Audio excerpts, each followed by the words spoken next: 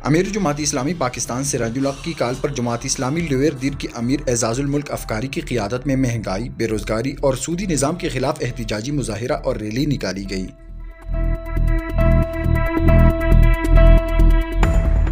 मुजाहिरीन से खिताब करते हुए ज़िली अमीर एजाजुल मुल्क अफकारी और दीगर का कहना था कि IMF की डिक्टेशन पर तैयार करदा बजट में आवाम के लिए कुछ नहीं सिवाय महंगाई की तूफान और बेरोजगारी का, जिसने गरीब आवाम की कमर तोड़ दी है।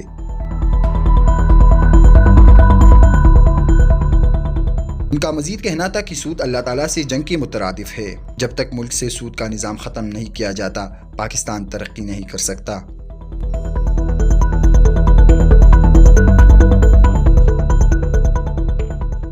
वक़ास हारून, sportstory.news।